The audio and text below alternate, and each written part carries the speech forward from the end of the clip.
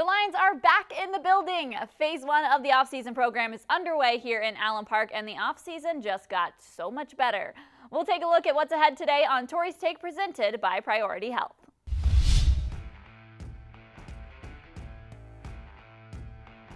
First off, it's great to see some familiar faces back in Allen Park this week.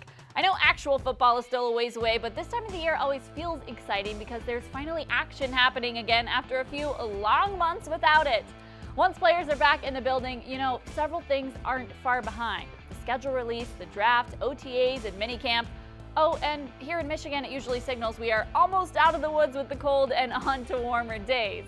Now, keep in mind, this phase of the offseason program has nothing to do with players hitting the field. For the next 2 weeks, players are here solely for the purpose of strength and conditioning and rehab.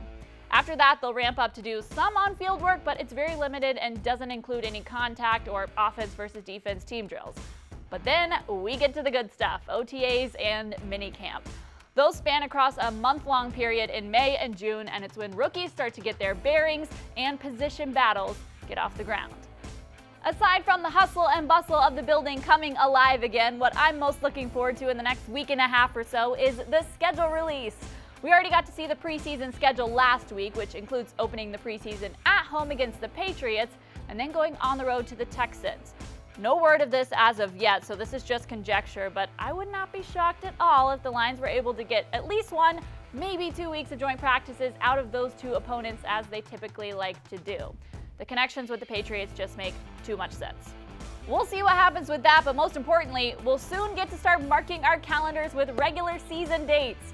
The Type A planner in me loves this part of the year. For you guys, you get to start pegging which Lions games you'll be attending and which road trips you can book. It makes football season feel a lot more real when you can see those dates laid out on the calendar. And then there's the draft next week. It's going to be an exciting week for sure. From Xfinity Studio, I'm Tori Petry.